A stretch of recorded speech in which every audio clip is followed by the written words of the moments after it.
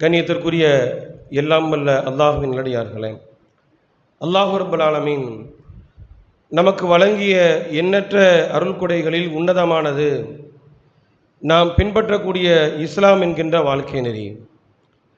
இந்த வாழ்க்கை நெறியை கடைபிடிக்கக்கூடிய இஸ்லாமியர்களுடைய வாழ்க்கை நாம் வாழக்கூடிய இந்த இந்திய நாட்டிலும் சரி, உலகளாவிய அளவில் எடுத்து பார்க்கின்ற பொழுதும் சரி, இஸ்லாத்தை பின்பற்றக்கூடியவர்களுக்கு இன்னிலடங்காத பல்வேறு சோதனைகளும் எதிர்ப்புகளும் ஒவ்வொரு காலகட்டத்திலும் அலையலையாக வருவதை நாம் பார்க்கின்றோம். குறிப்பாக நாம் வாழக்கூடிய இந்த தேசத்தில் ஆட்சியை பிடித்திருக்கக்கூடிய பாசிச சக்திகள் அவர்கள் ஆட்சியில் அமர்ந்ததிலிருந்து இந்த தேசத்தில் இந்திய இஸ்லாமியர்களுக்கு சொல்லிலடங்காத பல்வேறு துன்பங்களும் பல்வேறு கஷ்டங்களும் ஏற்பட்டு கொண்டிருக்கிறது.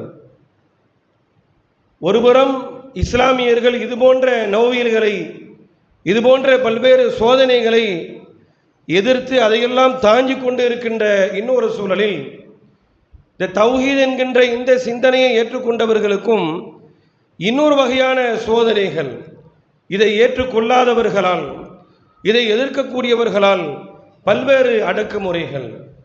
அப்போ ஒட்டுமொத்தத்தில் இஸ்லாத்தை ஏற்றுக்கொண்டிருக்கக்கூடிய இஸ்லாமியர்களுக்கு பல வகையான நெருக்கடிகளும் சோதனைகளும் வந்து கொண்டே இருக்கிறது என்பதை நிதர்சனமாக நாம் வாழக்கூடிய இந்த தேசத்தில் நாம் உணர்ந்து கொண்டு இருக்கின்றோம். இப்படிப்பட்ட இந்த தருணத்தில் இஸ்லாத்தை கடைபிடிக்கக்கூடிய அல்லது தௌஹீத் என்கின்ற இந்த வாழ்க்கை நெறியை கடைபிடிக்கக்கூடிய எந்த ஒரு இஸ்லாமியனும் எந்த ஒரு ஏகத்துவவாதியும் இந்த அடக்குமுறைகளை கண்டு இதை எதிர்கொள்ள திராணி இல்லாமல் நாம் இஸ்லாத்தை விட்டே போய்விடுவோம், நாம் எதற்கு இந்த கொள்கையை கடைபிடிக்க வேண்டும், நாம் எதற்கு இந்த மார்க்கத்தில் இருக்க வேண்டும், இந்த மார்க்கத்தை கடைபிடிப்பதனால், இந்த கொள்கையை கடைபிடிப்பதனால் பல்வேறு அடக்குமுறைகளும் பல்வேறு சோதனைகளும் நம்மை எதிர்கொண்டிருக்க நாம் இஸ்லாத்தையே விட்டுவிடுவோம் என்கின்ற சிந்தனை எந்த ஒரு இஸ்லாமியனுக்கும் வந்ததே இல்லை.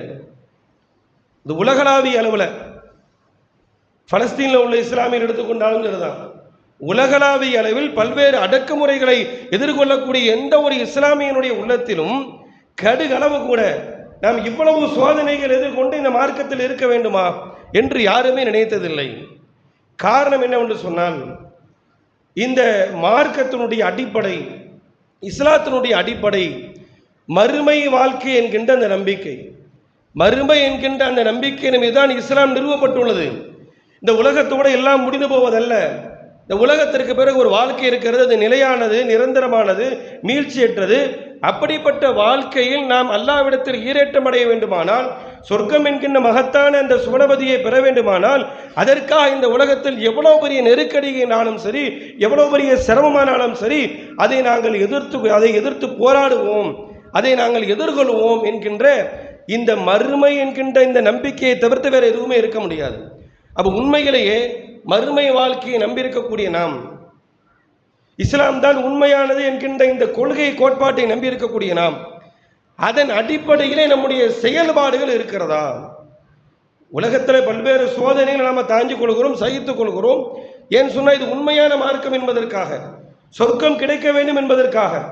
எந்த சொர்க்கத்தை இலக்காக கொண்டு இந்த உலகத்தில் இஸ்லாத்தை கடைபிடிக்கின்றோமோ, ஏகத்துவத்தை கடைபிடிக்கின்றோமோ, இப்படிப்பட்ட இந்த ஏகத்துவத்தில், சத்திய மார்க்கத்தில் நாம் சரியாகத்தான் பயணிக்கின்றோமா என்பதை ஒவ்வொரு ஏகத்துவவாதியும் அவர்களுடைய செயல்பாடுகளையும் அவர்களுடைய நம்பிக்கைகளையும் சுய பரிசோதனை செய்து கொள்ள வேண்டும்.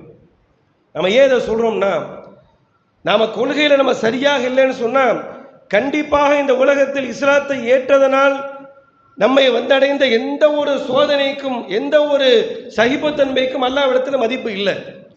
அப்போ உண்மையில் இந்த உலகத்தில் பல்வேறு அடக்குமுறைகளை நாம் தாங்கி கொண்டிருப்பது மறுமைக்காக என்று சொன்னால், அந்த மறுமையினுடைய வாழ்க்கையில நம்முடைய கொள்கை சரியாக நடைபோடுகிறதா? அல்லாஹ் குர்ஆன்ல அப்படிதான் சொல்லி காட்டுகிறான், கத் அஃப்லஹ மன் ஸக்காஹா. இன்னொரு வசனத்தில் அல்லாஹ் சொல்ற, கத் அஃப்லஹ மன் தஸக்கா. யார் தன்னை சுய பரிசோதனை செய்து கொள்கிறானோ அவன்தான் வெற்றி பெற்றான். நம்முடைய கொள்கைகளையும் நம்முடைய செயல்பாடுகளையும் அவ்வப்போது நாம் சுய பரிசோதனை செய்யணும். மார்க்கத்தின் அடிப்படையில் நாம் செயல்படுகிறோமா? உண்மையாக இந்த மார்க்கத்தை முழுமையாக நாம் கடைபிடிக்கின்றோமா என்பதை ஒவ்வொரு ஏகத்துவவாதியும் சுய பரிசோதனை செய்து கொள்ள வேண்டிய தருணத்தில் நாம் இருந்து கொண்டு இருக்கிறோம். ஏன்னு சொன்னால் எத்தனையோ கொள்கைவாதிகளுக்கு தௌஹீதுங்கிற சிந்தனையை கடைபிடிக்கக்கூடியவர்களுக்கு மார்க்கத்தினுடைய ஒரு சில அடிப்படைகள் புரியவில்லை. நம்ம தௌஹீதுனா எதை வழங்கிட்டு இருக்கிறோம் அப்படின்னு சொன்னால், மௌலிது இஸ்லாத்துக்கு எதிரானது, இணை வைப்பு இஸ்லாத்துக்கு எதிரானது, தர்கா வழிபாடு இஸ்லாத்துக்கு எதிரானது, மூட நம்பிக்கை இஸ்லாத்துக்கு எதிரானது, ஆடம்பர திருமணங்கள் இஸ்லாத்துக்கு எதிரானது, இப்படிப்பட்ட விஷயங்களை மாத்திரம் சரியாக விளங்கி கொண்டால் அதான் தௌஹீது என்று நாம் வழங்கி கொண்டிருக்கிறோம். இந்த விஷயங்களில் காட்டக்கூடிய முனைப்பு, தீவிரம், அந்த கொள்கையை நம்முடைய வாழ்க்கையில் செயல்படுத்துவதில் காட்டல. நம்பிக்கை என்னவோ சரியாகத்தான் இருக்கிறது. அல்லாஹ்விற்கு இணை வைக்கக்கூடாது என்கின்ற நம்பிக்கை, தர்கா வழிபாடு இறைவனுக்கு இணை கற்பிக்கக்கூடியது, ஏகத்துவத்திற்கு எதிரானது என்கின்ற நம்பிக்கை, தகடு தாயத்து போன்ற இஸ்லாத்தில் இல்லாத பல்வேறு அனாச்சாரங்கள் மூட நம்பிக்கைகள் இஸ்லாத்துக்கு எதிரானது என்கின்ற நம்பிக்கை. அந்த நம்பிக்கை என்னவோ சரியாக இருக்கிறது. அதை செயல்படுத்துவதற்கு எத்தனை ஏகத்துவவாதிகள் முன் வந்து இருக்கின்றோம். ஏன்னா இஸ்லாம்னு சொன்ன இரண்டு அடிப்படை, ஒன்று நம்பிக்கை, இன்னொன்று செயல்பாடு. உண்மையான தௌஹீதுனா எது? நம்ம நம்ப வேண்டிய விஷயங்களை சரியாக நம்புறது மட்டுமே உண்மையான தௌஹீது அல்ல. எதை நாம் நம்பி இருக்கிறோமோ அதை நம்முடைய வாழ்க்கையில செயல்படுத்துவதும் தான் உண்மையான தௌஹீது. அப்ப நம்புவதில் காட்டக்கூடிய வீரியம் செயல்படுத்துவதில் இன்றைக்கு நாம காட்டல. பல இஸ்லாமியர்கள்ட்ட, பல ஏகத்துவவாதிகள்கிட்ட அவருடைய நம்பிக்கை செயல்பாட்டில் பிரதிபலிக்கவில்லை.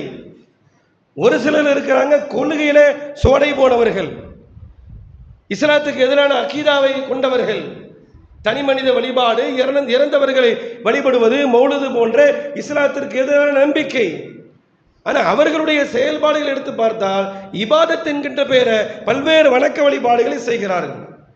இஸ்லாத்தில் இருக்குதா இல்லையாங்கிறது இன்னொரு இருந்தாலும் கூட செயல்படுவதில் அவங்க எந்த கொள்கையில் இருக்கிறாங்களோ அந்த கொள்கையை செயல்படுத்துறாங்க. ஆனால் அகீதா இஸ்லாத்துக்கு எதிரானது. ஆனால் ஏகத்துவவாதிகளிடத்தில் அகீதா இருக்கிறது, அதை நம்ம செயல்படுத்துவதற்கு முன்வதில்லை. அப்ப இஸ்லாம் என்று சொன்னால் நம்பிக்கை, இன்னொன்று செயல்பாடு, இந்த இரண்டும் சேர்ந்ததுதான் தௌஹீத்.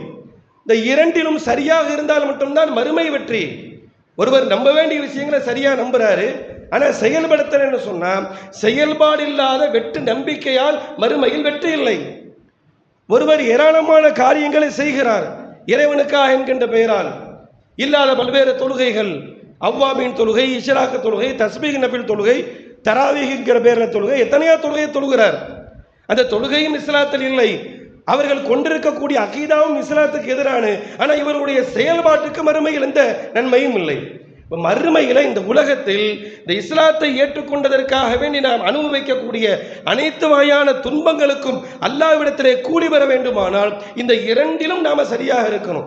நம்ப வேண்டிய விஷயத்திலும் சரியாக இருக்க வேண்டும், செயல்படுத்துவதிலும் சரியாக இருக்க வேண்டும். இன்னைக்கு நம்பிக்கையில சரியாக இருக்கக்கூடிய எத்தனையோ ஏகத்துவவாதிகள் செயல்படுத்துவதில் சரியாக இல்லை, சரியா நம்ம வாழ்க்கையில கடைபிடிக்கல. இன்னும் சொல்வதென்றால் இஸ்லாம் வளர்ந்தது, இஸ்லாமிய பிரச்சாரம், ஏகத்துவ கொள்கை எல்லா நபிமார்களுடைய காலகட்டத்திலும் முன்வைக்கப்பட்ட இந்த மார்க்கத்தினுடைய வளர்ச்சியின் பின்னணி சொன்னதனாலா செயல்பட்டதனாலா என்று பார்த்தால் செயல்பட்டதனால தான் அது வளர்ந்தது. வெறுமனே பிரச்சாரத்தை மட்டுமே வைத்து இந்த கொள்கை வளரும் என்கின்ற எதிர்பார்ப்பு அது நேர்மையற்றது, நியாயமற்றது. எந்த கொள்கையில் எல்லோரும் இணைய வேண்டும் என்று நாம் எதிர்பார்க்கிறோமோ அந்த கொள்கையை முதலில் நாம் செயல்படுத்த வேண்டும், கடைபிடிக்க வேண்டும். இன்னைக்கு கடைபிடிப்பதில் நாம் எப்படி இருக்கிறோம்ங்கிறது தான் ஒவ்வொரு இஸ்லாமியரும் ஒவ்வொரு ஏகத்துவவாதியும் கடைபிடிப்பதில் நாம் சரியாக இருக்கிறோமா? ஏன் சரியாக இருக்க போய் தானே மேலப்பாளையத்தில் எத்தனையோ பள்ளிவாசல் இருக்க, இங்கே வந்து நாங்கள் ஜும்மா தொழுகைக்கு வந்திருக்கிறோம். சரியாக இருக்க போய் தானே நபி வழி அடிப்படையில் தொழுகையை நாம் செயல்படுத்தணும் என்று நாம் சொல்லலாம். செயல்படுத்துகிறோம், தௌஹீதை செயல்படுத்துகிறோம். விரல் விட்டு எண்ணக்கூடிய ஒரு சில விஷயங்களை செயல்படுத்துகிறோம், பல விஷயங்களை செயல்படுத்துவதில்லை. எதுல செயல்படுத்துகிறோம்? எது சமுதாயத்தில் நமக்கு இருக்கக்கூடிய சமூக அந்தஸ்து மரியாதைக்கு இடையூறாக இல்லையோ, நம்முடைய பொருளாதாரத்துக்கு இடையூறாக இல்லையோ அதிலெல்லாம் செயல்படுத்துகிறோம். எதை செயல்படுத்துவதனால் சமுதாயத்தில் நமக்கு இருக்கக்கூடிய மதிப்பு அந்தஸ்து, மக்களுக்கு மத்தியில் இருக்கக்கூடிய செல்வாக்கு குறையுமோ அல்லது எதை செயல்படுத்துவதனால் மக்களுக்கு மத்தியிலிருந்து மிகப்பெரிய அளவில் எதிர்ப்புகள் வருகிறதோ அப்படிப்பட்ட விஷயத்தை நம்ம செயல்படுத்துறது இல்லை. அதனால தான் சொன்னேன், வெறுமனே நபி வழி அடிப்படையில் நம்ம தொழுகையை கடைபிடிப்பதனால் மாத்திரமோ, நபி வழி அடிப்படையில் ஜும்மாவை கடைபிடிப்பதனால் மாத்திரமோ, நபி வழி அடிப்படையில் இன்ன ஒரு சில இபாதத்துகளை கடைபிடிப்பதனால் மாத்திரமோ நம்ம முழுமையாக இந்த ஏகத்துவத்தை வெளிப்படுத்தியவராக மாட்டோம்.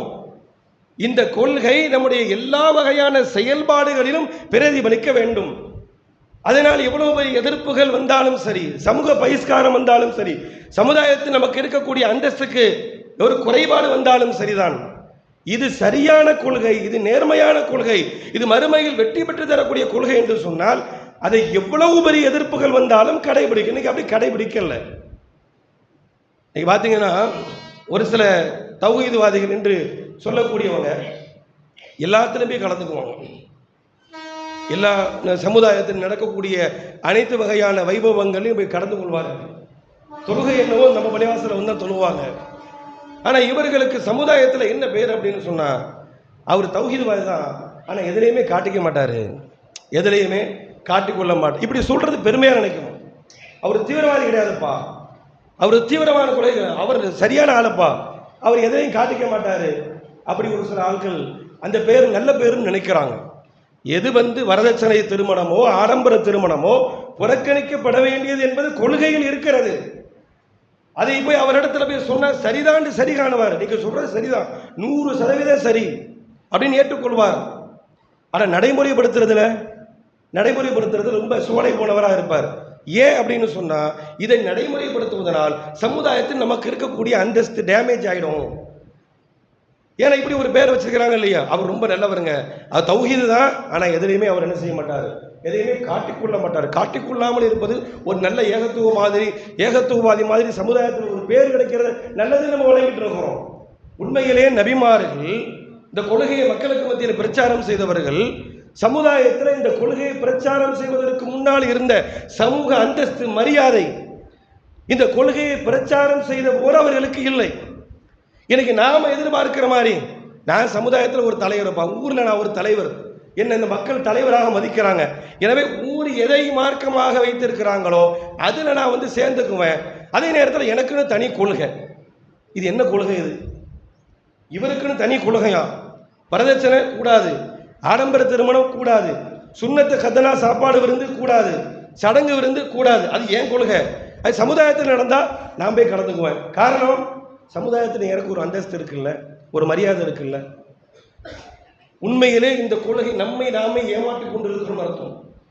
வெறுமனே மௌலிது தர்கா வழிபாடு இதில் மட்டும் சரியா இருந்துக்கிட்டு இன்னவர விஷயங்கள் நம்ம சரியில்லைன்னா நம்ம இடத்துல ஈமான் முழுமை பெறவில்லை.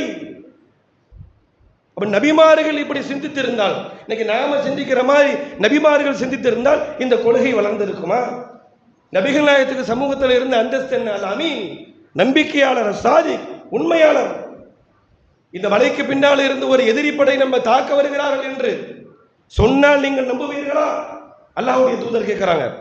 இந்த ஏகத்துவ பிரச்சாரத்தை முதலில் மக்களுக்கு மத்தியிலே முன்வைக்கின்ற பொழுது எல்லாத்தையும் கூப்பிடுறாங்க, ஒரு விருந்து போடுறாங்க.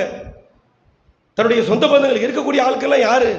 வேண்டப்படாத ஆட்களோ வெளியூர்வாசிகளோ இல்லை, எல்லாமே இரத்த பந்தங்கள், சொந்த உறவுகள். அவங்கள கூப்பிட்டு கேட்குறாங்க, நான் ஒரு செய்தி சொல்ல போறேன், நாம் இருக்கக்கூடிய இந்த மலைக்கு பின்னால் இருந்து ஒரு எதிரிப்படை நம்மை தாக்க வருகிறார்கள் என்று நான் சொன்னால் நீங்க போய் பார்க்காமலே நம்புவீர்களா? அந்த மக்கள் சொன்ன பதில் என்ன? மா ஜர்ரபனாக்க இல்லா சித்தக்கா, உண்மையை தவிர வேறு எதையும் உங்கள் வாழ்க்கையில் பார்க்கவில்லை. அந்த அளவிற்கு உண்மையாளராக மதித்தார்கள், நேர்மையாளராக மதித்தார்கள். அப்படிப்பட்ட நபிகள் நாயகம் ஸல்லல்லாஹு அலைஹி வஸல்லம் அவங்க நான் அல்லாஹ்வுடைய தூதர் என்பதையும் வணக்கத்துக்குரியவன் அல்லாஹ்வை தவிர வேறு யாரும் இல்லை என்பதையும் நீங்கள் வழிபடக்கூடிய சிலைகள் கடவுள் இல்லை என்பதையும் பிரகடனப்படுத்துகின்ற பொழுது சமுதாய அந்தஸ்து கிடைத்ததா? அடிக்கப்பட்டார்கள், விரட்டி அடிக்கப்பட்டார்கள், சொந்த நாட்டை விட்டு விரட்டடிக்கப்படக்கூடிய நிலவிற்கு அல்லாஹ்வுடைய தூதரும் அவர்களை ஏற்றுக்கொண்ட நபி தோழர்களுக்கும் கிடைத்ததே சமூக அந்தஸ்து மங்கி போகும் என்று நினைத்திருந்தால் இந்த கொள்கை வளர்ந்திருக்குமா? இன்றைக்கு அப்படிதான் நினைக்கிறோம். நாம அதுல நம்ம என்ன சொல்றோம்னா, இதெல்லாம் சாதாரண விஷயம், இதனையா பெருசுபடுத்துறிய, கொள்கையில் கரெக்டாக தானே இருக்கிறோம், இதெல்லாம் சின்ன சின்ன விஷயங்கள். அப்போ தீமையை ஒரு தீமை சமுதாயத்திலிருந்து அகற்றப்பட வேண்டும் என்பதற்காக வேண்டி ஒரு கொள்கை பிரச்சாரம் முன்வைக்கப்படுகிறது. அதை சரி என்று சரி கண்டு விட்டு அதற்கு ஒத்துழைக்கவில்லை என்று சொன்னால் அதை சாதாரணமாக நம்ம கருதினால் நம்மளோட கொள்கையில நம்ம சரியா இருக்கிறோமா? உண்மையான கொள்கை என்பது அல்லாஹ் குர்ஆன்ல சொல்லி காட்டுகிறான். அலம் தர கைஃப லரபல்லாஹு மஸலன் கலிமத்தன் தொய்யிபத்தன் கஸஜரத்தின் தொய்யிபா. உண்மையான தௌஹீத்வாதினா யார் தெரியுமா? உண்மையான ஏகத்துவ கொள்கை என்றால் என்ன தெரியுமா? ஒரு மரத்திற்கு உதாரணம். சூரத்துல் இப்ராஹிம் என்கின்ற 14வது அத்தியாயத்தினுடைய 24வது வசனம். ஒரு மரத்திற்கு உதாரணம். எப்படிப்பட்ட மரம்? அஸ்லுஹா சாபித்துன் வ ஃபர்உஹா ஃபிஸ் ஸமா. அதனுடைய வேர்கள் பூமியிலே ஆழ புதைந்திருக்கிறது. அதனுடைய கிளைகள் வானளாவிய அளவில் பறந்திருக்கிறது. தூதி உக்லஹா குல்லைனின் பீதின் ரப்பிஹா. அல்லாஹ்வுடைய உத்தரவின் பேரில் ஒவ்வொரு காலகட்டத்திலும் மக்களுக்கு தேவையான பல்வேறு கனிவர்க்கங்களை கொடுத்து கொண்டே இருக்கிறது. இப்படிப்பட்ட மரம் இருக்கிறது. இது உண்மையான கொள்கைக்கு உதாரணம். இந்த மரம் மாதிரி நாம இருந்தா என்ன செய்யணும்? இந்த கொள்கையில நம்ம உறுதியா இருந்தா என்ன செய்யணும்? கிளைகள்ல வெளிப்படணும், செயல்பாட்டில் வெளிப்படணும். செயல்பாட்டில் வெளிப்படாமல் எந்த ஒரு கொள்கையும் மக்களுக்கு மத்தியில் சென்றறிந்ததாக வரலாறு இல்லை. வெறுமனே மேடைக்கு மேடை பேசுவதால் மாத்திரமோ கூட்டம் போடுவதால் மாத்திரமோ ஏகத்துவம் வளர்ந்திராது. இதை சரி கண்டவர்கள் தங்களுடைய வாழ்க்கைகளை செயல்படுத்தாத வரையிலும் இந்த கொள்கை மற்ற மக்களுக்கு மத்தியில் போய் சேராது. எல்லோரும் இந்த சிந்தனைக்கு வரணும் என்கின்ற எதிர்பார்ப்பு யாரிடத்தில் இருக்கிறதோ அவர்கள் இந்த வசனத்தை முழுமையாக தங்களுடைய வாழ்க்கையிலே பிரதிபலிக்க வேண்டும். அப்படித்தான் நபிகள் நாயகம் பிரதிபலித்தார்கள். அப்படித்தான் நபி தோழர்கள் பிரதிபலித்தார்கள். அல்லாஹ்வுடைய தூதருடைய வாழ்க்கை எடுத்து பாருங்க. அவர்களை ஏற்றுக்கொள்ளாதவர்கள், இறை மறுப்பாளர்கள், ஏன் என்னென்ன பல்வேறு காரணங்களுக்காக இந்த கொள்கையை மறுத்தாங்க. இந்த கொள்கையை ஏற்க மறுத்தவர்கள் பல்வேறு காரணங்களுக்காக மறுத்தாங்க. என்னென்ன காரணங்களுக்காக மறுத்தாங்க அப்படிங்கிறது அல்லாஹ் ரப்பல் ஆலமீன் திருமறை குர்ஆன்ல சொல்லி காட்டுகிறான். அதுல இந்த கொள்கையை ஏற்க மறுத்தவர்கள் சொன்ன பல்வேறு காரணங்கள் ஒன்று தெரியுமா? காலு அனுமினு லக்க வத்தபஅக்கல் அர்தலூன். நபியே, நூஹ் நபியை பார்த்து அந்த சமுதாய மக்கள் சொன்னது அல்லாஹ் குர்ஆன்ல சொல்லி காட்டுகிறான். அனுமினு லக்க, உங்களை நாங்கள் ஏற்றுக்கொள்ள வேண்டுமா? வத்தபஅக்கல் அர்தலூன், உங்களை பின்பற்றக்கூடியவர்கள்லாம் மட்டமானவங்க. மட்டமானவர்கள் உங்களை பின்பற்றுகின்ற பொழுது மிகப்பெரிய தலைவர்கள் என்கின்ற அந்தஸ்தில் இருக்கக்கூடிய நாங்கள் உங்களை பின்பற்ற வேண்டுமா? நாங்கள் ஏற்றுக்கொள்ள மாட்டோம் என்று சொன்னார்கள். இன்னைக்கும் ஒரு சில ஆலிம்கள் உலமாக்கள் இருக்கிறாங்களே, சில விஷயங்கள் அது சரின்னு தெரியும் அவங்களுக்கு. அவர்களை தெரிந்து கொண்டுதான் முரண்படுகிறார்கள். காரணம் என்னன்னு சொன்னா, இந்த கொள்கையை பிரச்சாரம் செய்யக்கூடியவர்களும் இந்த கொள்கையினுடைய பிரச்சாரத்தால் ஈர்க்கப்பட்டவர்களையும் அவங்க பார்க்கும் பொழுது இவங்கெல்லாம் ஆலிம்சா கிடையாது. இவனுக்கு என்ன தெரியும் மார்க்கம்? இவருக்கு என்ன மார்க்கம் தெரியும்? நான் இந்த கொள்கையில ஈர்க்கப்பட்ட பிறகு முதல்ல அந்த அதாவது ஆலிம்சாக்கள்ல கூப்பிட்டு பேசுறாங்க. ஏன்பா நீ அங்கே போயிட்ட? ஏன் அந்த பள்ளிவாசலுக்கு போய் தொலை போறீங்களாம்ல? ஏன் அப்படி என்ன உனக்கு தெரிஞ்சது அப்படின்னு சொல்லிட்டு அவங்க சொல்லக்கூடிய வாதம் என்ன தெரியுமா? நீ யாருக்கு பின்னால் போய் நின்று தொழுவது தெரியுமா? ஒரு இமாமாக நின்று பள்ளிவாசல் தொழுகை நடத்திய நீ யாருக்கு பின்னால் நின்று தொழுகிறாய் தெரியுமா? அவாமுன்னாஸ். நூஹ் நபி கூட்டம் சொன்ன அதே வார்த்தையை வேற வார்த்தையில பிரதிபலிக்கிறாங்க. நூஹ் நபி என்ன சொன்னாங்க? நூஹ் நபி கூட்டம் என்ன சொன்னாங்கன்னா, ஒத்தபாக்கள் அறுதலும், உன்னை பின்பற்றக்கூடிய ஆட்கள்லாம் மட்டமான ஆட்கள், நாங்க எதிர்பார்க்கிற மாதிரியான பெரிய பெரிய ஆட்கள்லாம் கிடையாது அப்படின்னு சொன்னாங்கல்ல. அது மாதிரி எங்கிட்ட ஆலிம் சார் சொன்னாரு, எப்பா இவ்வளோ 7 வருஷம் ஓதி படிச்சுட்டு ஒரு அவாமுன்னாஸுக்கு பின்னால், அவாமுன்னாஸ்னா அவங்க பார்வையில் ஒன்றும் தெரியாத ஆலிம்சாக்கள் அல்லாத எல்லாரும் அவாமுன்னாஸ், வெகுஜன மக்கள் அர்த்தம். அது அர்த்த வேண்டுமானால் ஒரு பெரிய பாரதூரமான தவறான அர்த்தம் இல்லைன்ன மாதிரி தெரியும். அதை என்ன எண்ணத்தில் அவங்க பயன்படுத்துவாங்கன்னா, ஒன்றும் தெரியாதவன். அவாமுன்னாஸ் என்னது? ஒன்றும் தெரியாதவன். நீ தௌஹீத் கிடையாது சொல்லி தொழுகிறியா? உனக்கு முன்னாடி சொல்லக்கூடியவன் 7 வருஷம் படித்தவனா? அவருக்கு மார்க்கம் தெரியுமா? இதைத்தான் அன்று நூஹ் நபியுடைய காலகட்டத்தில் அந்த மார்க்கத்தை மறுத்தவர்கள் சொன்னார்கள். உங்களை பின்பற்றக்கூடியவர்கள் ஒத்தபாக்கள் அறுதலூன், எல்லாமே ஒன்றும் தெரியாத ஆட்கள், அதனால உங்களை நாங்கள் ஏற்றுக்க மாட்டோம். ஏன் அவங்க கொள்கையில் ஆலிம்சாக்கள் பாக்கவி இருக்கிறாங்களா, மிஸ்பாய் இருக்கிறாங்களா அப்படிலாம் ஆரம்பத்தில் கேட்டாங்க. எல்லா பாயும் இங்கே இருக்கிறாங்க, இங்கேயும் எல்லா மிஸ்பாயும் இருக்குது, எல்லா பாக்கவி இருக்குது, எல்லா ஆலிம்சாக்கள் இருக்கத்தான் செய்கிறார்கள். ஆனால் ஒரு நேரத்தில் அப்படி சொன்னாங்க. ஆனால் சத்தியம் என்னங்கிறது விளங்கும். இது சொல்லக்கூடிய கருத்து குர்ஆனில் இருக்கிறதா, நபிமொழிகளில் இருக்கிறதா என்பதை மட்டுமே பார்க்க வேண்டியவர்கள் சொல்லக்கூடிய ஆள் யாருன்னு பார்த்தாங்க. இதைத்தான் அன்றைக்கு மக்கத்து காஃபிர்களும் பார்த்தார்கள். பல்வேறு காரணங்களுக்காக இந்த கொள்கையை ஏற்க மறுத்தாங்க. அதில் ஒரு காரணம் என்னன்னு சொன்னால், அல்லாஹ்வுடைய தூதர் மனுஷனாக இருக்கிறாரு, மனிதராக இருந்து கொண்டு மார்க்கத்தை சொல்வதை நாங்கள் ஏற்றுக்கொள்ள மாட்டோம், உங்களோட ஒரு வானவர் வந்திருக்க வேண்டாமா அப்படின்னு கேட்டாங்க. அது அல்லாஹ் குர்ஆன்ல சொல்லி காட்டுகிறான். எப்படி சொல்லி காட்டுறான்? வலவு ஜஅல்நாஹு மலக்கன், ஒரு வானவர், உங்களோட ஒரு வானவர் இறக்கப்பட்டிருக்க வேண்டாமா அப்படி நாங்கள் நம்பி இருப்போம். அப்போ அல்லாஹ் அதை என்ன செய்யறான்னா மறுக்கிறான். வானவர் என்னைக்குமே மார்க்க பிரச்சாரத்திற்காக, தூதுத்துவ செய்தியை சொல்வதற்காக இறைவனால் அனுப்பப்படவே மாட்டார்கள். இது அல்லாஹ் தனக்குத்தானே ஒரு நியதியாக வைத்திருக்கிறான். அல்லாஹ் குர்ஆன்ல சொல்லி காட்டுகிறான், வலவு ஜஅல்நாஹு மலக்கன், ஒருவேளை அவங்க எதிர்பார்க்கிற மாதிரி தூதுவர்கள் எல்லாம் வானவர்களாக அனுப்ப வேண்டும் என்று இருந்தால் லஜஅல்நாஹு ரஜுலன், அவரையும் மனுஷனாக்கித்தான் அனுப்ப வேண்டும். மனிதர்களில் இருந்து அல்லாஹ் ரப்பல் ஆலமீன் தூதர்களை தேர்வு செய்ததற்கான காரணம் என்னவென்று சொன்னால், இஸ்லாத்தை வாழ்க்கையில் சொல்ல வேண்டும் என்பதற்காக. வானவர்களை பொறுத்தவரையில் மனிதத்தன்மைக்கு அப்பாற்பட்டவங்க, இறைவனுக்கு ஒருபொழுதும் மாறு செய்யாதவர்கள். லா யஅஸூன அல்லாஹ மா அமரஹும் வ யஃஅலூன மா யுமரூன், இறைவனுடைய கட்டளைக்கு மாறு செய்யாதவர்கள் வானவர்கள். மனிதன் அவன் நன்மையும் செய்வான், தீமையும் செய்வான்.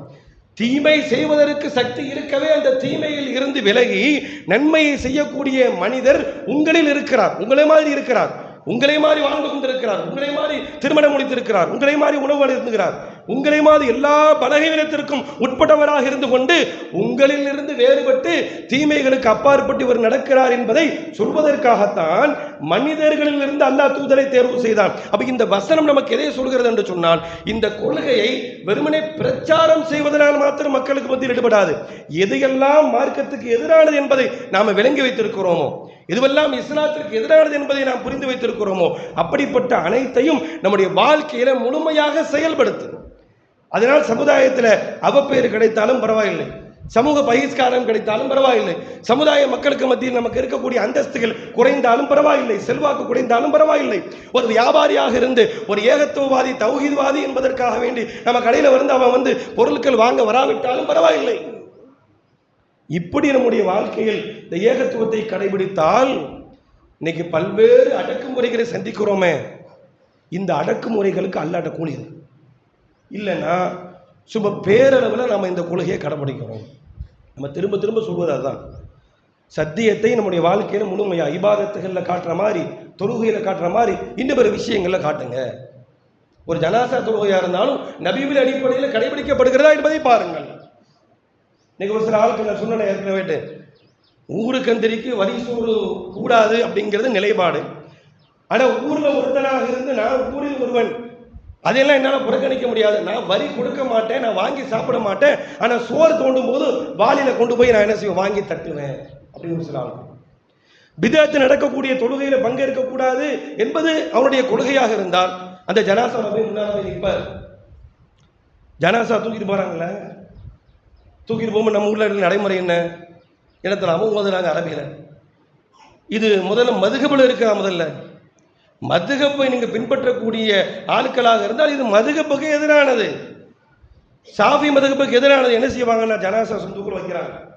நான் சொல்லக்கூடிய விஷயங்கள்லாம் இன்றைக்கு பல்வேறு ஏகத்துவவாதிகள்கிட்ட இதெல்லாம் ஒரு மேட்டரே இல்லை அப்படின்னு நினைக்கக்கூடிய விஷயங்கள். ஜனாசா சொந்தூக்குள் வச்ச உடனே எல்லாரும் கூடின்னு என்ன செய்வாங்க, ஹாதாமா அதர் ரஹ்மான் ஒசதகல் முர்சலூன் கூலு இன்னா லில்லாஹி வ இன்னா இலைஹி ராஜிஊன் கலிமா ஷஹாதா லா இலாஹ இல்லல்லாஹ் வஹ்தஹு லா ஷரீக லஹு அல்லது அஷ்ஹது அல்லா இலாஹ அப்படி தூக்கிட்டு போகிறாங்களா? இது நபி வழியா? இது நபி வழிக்கு எதிரானது என்பதை தாண்டி இவர்கள் எந்த மதுகபை பின்பற்றுகிறார்களோ அப்படிப்பட்ட மதுகபுக்கு எதிரானது. நீ எதை நீங்க செயல்முறைப்படுத்துறீங்க? அப்போ அதுக்கு பின்னால போய் நிற்கிறாங்க. இமாம் ஷாஃபி அவர்களுடைய மதுகபை சார்ந்த ஒரு அறிஞர், ஷரிபீனி என்று சொல்லக்கூடிய ஒரு அறிஞர் சொல்கிறாரு, மஜ்மூ என்கின்ற அவருடைய அந்த கிதாபில், ஷாஃபி இமாம் மதுகபுடைய கிதாபில் அவர் சொல்றாரு, வல் முக்தாரு பலி சவாபு மாக்கான அலைஹி ஸலஃபு மின சுகூதி ஃபி ஹாலி ஸரீரி மஅல் ஜனாயிஸி வலா யர்ஃபு சௌதஹு. ஜனாசா தூக்கிட்டு போகும்போது சத்தம் போடக்கூடாது. திக்ரின் மூலமாகவோ குர்ஆன் ஓதுவதன் மூலமாகவோ இன்ன பிற விஷயங்களின் மூலமாகவோ சப்தத்தை உயர்த்துவது கூடாது. அது வெறுக்கத்தக்கது. வெறுக்கத்தக்கது எப்படிப்பட்ட வெறுக்கத்தக்கது அதையும் சொல்கிறார். வலா திக்ருன் வலா கைரிஹிமா பல் யஸ்தகில் பில் ஃபிக்ரி வல் மௌத்தி. மரணத்தை சிந்திக்கிற மாதிரி அமைதியாக போங்க. மௌத்துக்கு பின்னால் ஜனாசாக்கு பின்னால் போனால் அமைதியாக தானே போவோம். நம்ம தானே மௌத்தை பற்றி நமக்கு இந்த மாதிரி ஒரு நாள் மௌத்தா போயிடுவோம், நம்மளே 4 பேர் தூக்கிட்டு போவாங்க, அடக்கம் பண்ணுவாங்கிற சிந்தனை வரணும்னா அமைதியாக போவோம், அந்த சிந்தனை வரும் அப்படின்னு ஷாஃபி மதுஹப் சொல்லுது. ஷாஃபி மதுஹப்படி அறிஞர்கள் ஒரு ஆளாக இருக்கக்கூடிய இமாம் நவவி அவர்கள் இந்த கருத்தில் சொல்கிறாங்க. ஹனஃபி மதுஹப் சொல்லுது, எல்லாத்தையும் தூக்கி நீ புறக்கணிச்சிட்டு ஊரில் என்ன செய்யறானோ அதையும் நானும் செய்வேன் என்று நீ போனால், நீ கண்மூடித்தனமாக அவர்களை பின்பற்றினா, இதெல்லாம் ஏன் செய்யறான்னு நினைக்கிறீங்க? நமக்குன்னு ஒரு அந்தஸ்து சமுதாயத்தில் இருக்குல்ல, அது போயிடும். ஒரு இடத்துல கொள்கை இல்லைன்னு அர்த்தம். அப்போ கொள்கை, உண்மையான கொள்கை ஒரு தௌஹீத்வாதிகள் இடத்துல எல்லாவற்றிலும் பிரதிபலிக்க வேண்டும். இபாதத்துகளில், அகீதாவில், கொடுக்கல் வாங்கலில், நடைமுறையில், ஒழுக்கத்தில், எல்லாவற்றிலும் இந்த ஏகத்துவம் பிரதிபலித்தால் மாத்திரம்தான் நாம் ரெண்டிலுமே சரியா இருக்குன்னு அர்த்தம். நம்முடைய நம்பிக்கையிலும் சரியாக இருக்கிறோம், நம்முடைய செயல்பாட்டிலும் சரியாக இருக்கிறோம். வெறுமனே நம்பிக்கையில் மாத்திரம் நாம் சரியாக இருந்து கொண்டு கொள்கை நம்முடைய வாழ்க்கையில் பிரதிபலிக்கவில்லை என்று சொன்னால், இப்படிப்பட்ட கொள்கையால் மறுமையில் எந்த பயனும் இல்லை என்பதை புரிந்து கொண்டு அல்லாஹும் அல்லாஹுடைய தூதரும் எந்த அடிப்படை இந்த ஏகத்துவத்தை மக்களுக்கு மத்தியிலே முன்னெடுத்தார்கள் அதை சரியான முறையில் விளங்கி நம்முடைய வாழ்க்கையில் முழுமையாக செயல்படுத்த வேண்டும். அப்படிப்பட்ட நன்மக்களாக உள்ள இறைவன் உங்களையும் என்னையும் ஆக்கிக் கொள்வனாக.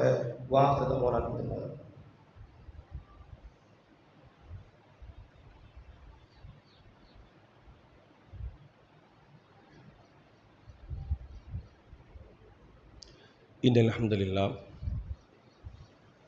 அன்பிற்குரிய எல்லாம் வல்ல அல்லாஹ் நல்லடியார்களே, உண்மையான தௌஹீது கொள்கை என்று சொன்னால், நாம் எதை நம்பியிருக்கின்றோமோ அந்த நம்பிக்கையின் அடிப்படையிலே செயல்படுவது, நம்பிக்கையும் செயல்படுவதும் சேர்ந்தது தான் ஏகத்துவம், உண்மையான தௌஹீத் என்பதை இஸ்லாமிய மார்க்கம் பல்வேறு இடங்களில் வலியுறுத்தி கொண்டே இருக்கிறது.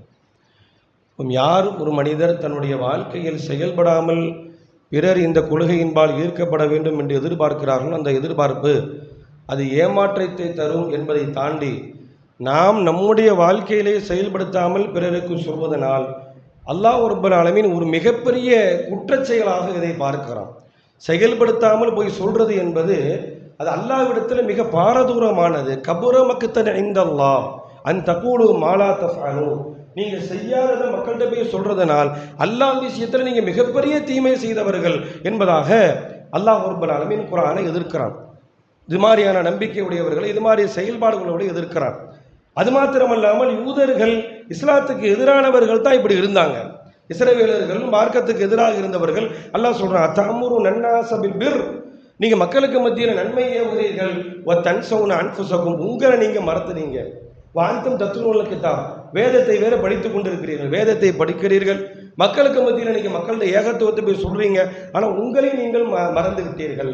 அப்போ நம்ம வாழ்க்கையில் செயல்படுத்துவது அதைத்தான் மக்கள் பார்க்குறாங்க. சொல்கிற நம்ம எப்படி இருக்கிறோம் பார்க்குறாங்க. தௌஹீதுன்னு சொல்கிறாங்க, முதல்ல தொழுகை இருக்கிறா அப்படின்னு பார்க்குறோம். எந்த தொழுகை நபி வழி என்பது ரெண்டாவது, முதல்ல எந்த தொழுகையாவது ஒன்றை இருக்கிறான்னு கேட்குறான். கேவலமாக இருக்குது. ஜும்மாவுக்கு வரக்கூடிய இத்தனை கூட்டம் அசலுக்கு வரல, இன்னும் பிற வக்தர்களுக்கு பார்க்க முடியதில்லை. ஏன்னா நாமனா தௌஹீத்வாதி, வீட்டில் எடுக்கணுமா இந்த குடும்பத்தில் இவன் என்னத்தை போட்டு தௌஹீது, பாங்க சொன்னால் பள்ளிவாசலுக்கு போக மாட்டேங்கிறான்.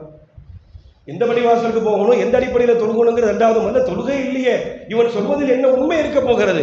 நம்முடைய கொள்கையை பிறரால் மறுப்பதற்கும், அதை ஏற்க மறுப்பதற்கும், அதை உதாசீனப்படுத்துவதற்கும் நம்முடைய செயல்பாடுகளை காரணமாக அமைந்துவிடும் என்று சொன்னால், அப்படிப்பட்ட இந்த கொள்கையை நாம கடைபிடிச்சு நாளை மறுமையில் அல்லாஹ்விட மிகப்பெரிய ஒரு தீமையாக, ஒரு பாவியாகத்தான் நாம் நிற்க வேண்டும். எனவே இஸ்லாம் சொல்வது, உங்களுடைய வாழ்க்கையில ஏகத்துவத்தை சரியான முறையில் விளங்கி அதை செயல்படுத்தி பிரச்சாரத்தின் மூலமாக மக்களுக்கு மத்தியில் கொண்டு போய் சொல்லுங்கள் என்பதை அல்லாஹ் சொல்லி காட்டுகிற அந்த அடிப்படையில் அல்லாஹும் அல்லாஹுடைய தூதரும் இந்த தௌஹீதை மக்களுக்கு மத்தியில் எவ்வாறு முன்னெடுத்தார்களோ, எவ்வாறு தங்களுடைய வாழ்க்கையில் கடைபிடித்தார்களோ, அதுபோன்று கடைபிடித்து வாழ்ந்து மரணிக்கக்கூடிய நன்மக்களாக உள்ள இறைவன் உங்களையும் என்னையும் ஆக்கிற புரிவனாக.